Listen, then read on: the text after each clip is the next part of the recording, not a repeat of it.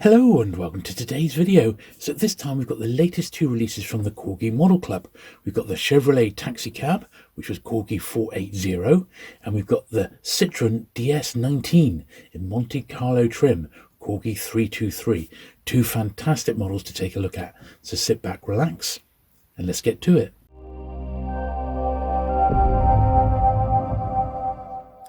Okay then, so we'll start off with the Chevrolet Taxi Cab.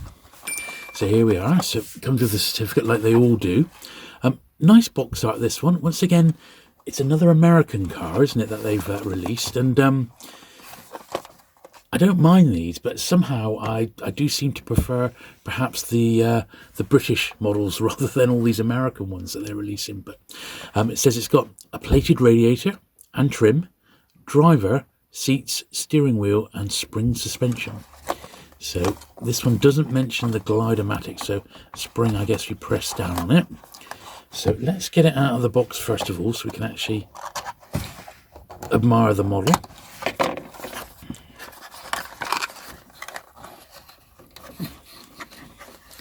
And looking in the box there, you see it's like got a little bit of foam padding there. Oh, that is actually rather nice and bright. That is gorgeous. So let's pop that back there a moment. Yeah, look at that. That's really quite striking, that, isn't it? So there's a little bit of foam. Let me have a little look at the certificate and let's read that one out.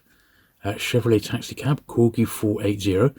Mine's certificate number 3966. Most of mine have been coming in at around the 4,000 for the certificate. So I'm not sure how many of each model are being made, but yeah, most of mine are ending up around the sort of 4,000 number.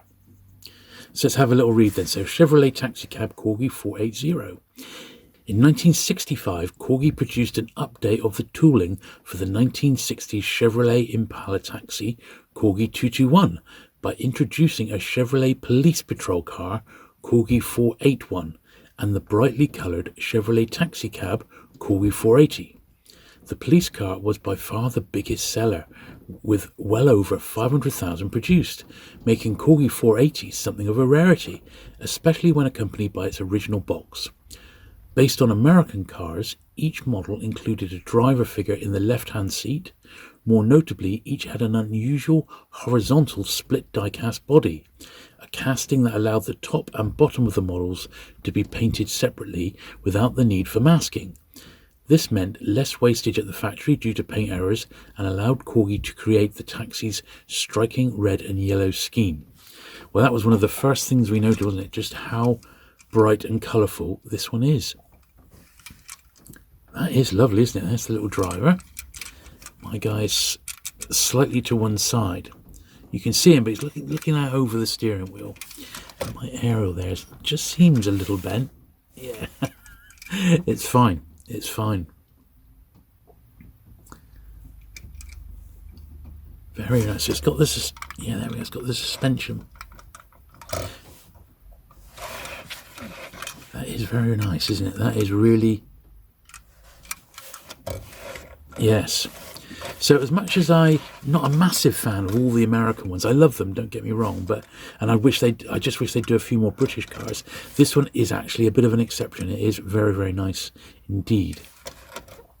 Well, let's pop that over there in the corner, and we'll have a look at the next one, which I was incredibly excited to see. It was one of the Citroens, the Citroen DS19, which is a great car. My dad had the old Citroen Estate when I was younger, in sort of the late 70s. He actually had one for real, but this was, you would see these on the road as well, wouldn't you? These and the similar ones.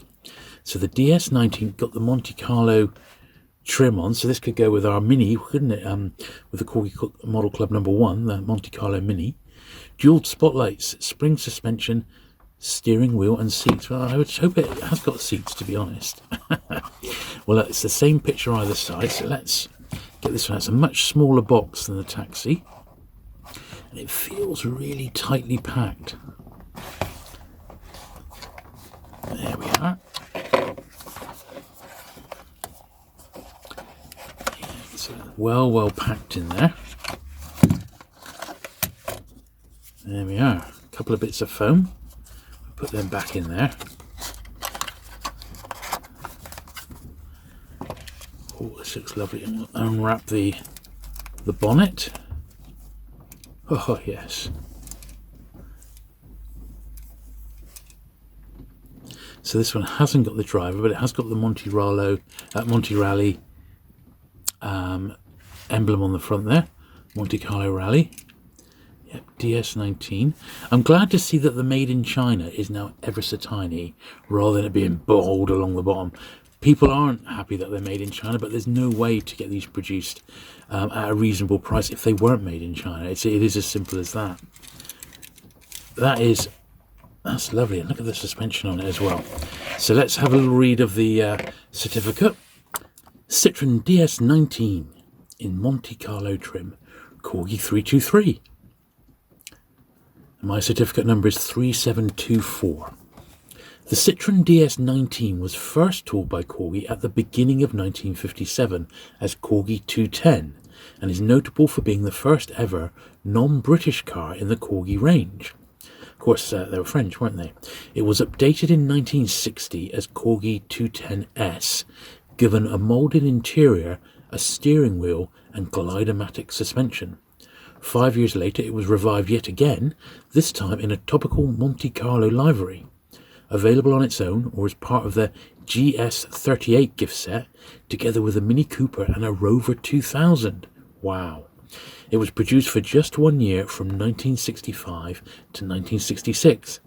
The Monte Carlo Rally version was given a pale blue body and a white roof, whereas the earlier Corgi 210S, which had identical tooling, came in red. Both featured the same yellow interior. Well, I'd love that gift set. That would be amazing, wouldn't it? And I wonder if sort of the more extravagant sort of gift set ones, the Corgi Model Club might actually take on at some point. But this is very, very nice indeed. It's been ages since I've wanted one of these. I mean, really, I have. And there's a really gorgeous Matchbox one in like a lemon as well, which I'd like to get my hands on. But this is great. This is going to look just superb in the cabinet. Very, very nice indeed.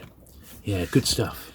So there they both are, and I think they're two really, really great and colourful additions to the Corgi Model Club range. Superb. I really am enjoying collecting this series at the moment. Now, as is tradition, I shall put on screen now a list of all the Corgi Model Clubs that have already been released, plus a list of all the projected releases going throughout the rest of this year. And I'll also show you my updated cabinet. So I've cleared them all out, had a bit of a rearrangement now, and I've got some of the bigger boxed ones with the backdrops towards the top end of the collection so that they don't cover up some of the other models, and it's filling up quite nicely. So there you go. I hope you have enjoyed watching today's video with two more Corgi Model Club releases. Two great releases. If you have, do please give the video a thumbs up. Do please hit that subscribe button for regular diecast content, and I'll look forward to seeing you again very soon. Bye.